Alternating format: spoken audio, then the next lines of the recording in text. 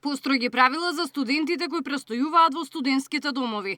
Новиот закон за студентски стандард предвидува низ за прекршоци, поради кои студентите би можеле да го изгубат правото на сместување, а во одредени случаи да добијат забрана за престој во било кој студентски дом во државата во следните 5 години. Ако пробаш да внесеш пиво или каков било друг алкохол во студентски дом, остануваш без соба, но при тоа добиваш и забрана за сместување во сите студентски домови во Македонија. Ова правило е едно од многуте ригорозни кои што ги носи новиот закон за студентски стандард. Покрај внесувањето алкохол, законот предвидува санкции за други прекршувања на куќниот ред, оштетување на имотот и однесување што го нарушува нормалното функционирање на студентските домови. Официјално се предвидува 3 вида на воспитни мерки за студентите кои што нема да ги почитуваат правилата во студентските домови.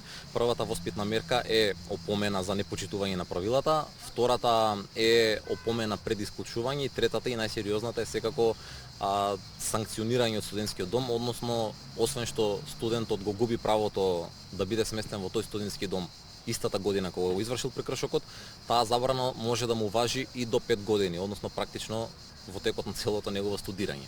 Со новиот закон и лица на 30 години нема да може да ги користат бенефитите јадење, пиење и спиење во дом за 3500 денари.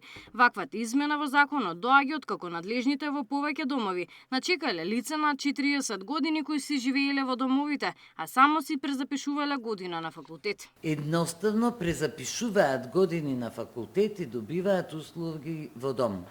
Тоа го спречуваме и воведуваме максимална старосна граница на студент кој аплицира за сместување во дом да биде 30 години, односно 30 годишна возраст. Но студентските организации реагираат дека колку правилата важат за студентите, треба некој да го контролира и менаџментот за тоа дали законите ги спроведуваат во целост или селективно. Сметаме дека одговорноста треба да биде, пак ќе кажам, двојна. Студентите треба да ги почитуваат правилата, но што правиме со институциите кои што не го почитуваат достоинството и не се грижат за квалитетот на студентскиот живот и студентскиот стандард кои што исто така се пропишани со закон. Од Министерството велат дека тие со своите надзорни механизми и ревизии ќе следат работата на менаџментот. Законите ќе почнат да важат од оваа академска година. Во меѓувреме летово градежна офанзива има во 2 дома, Кузман и Стив Наумов, но властите најавија дека до крајот на мандатот сите 9 дома ќе добијат нов изглед. Реконструкцијата е неопходна бидејќи голем дел од студентите учат во субстандардни услови.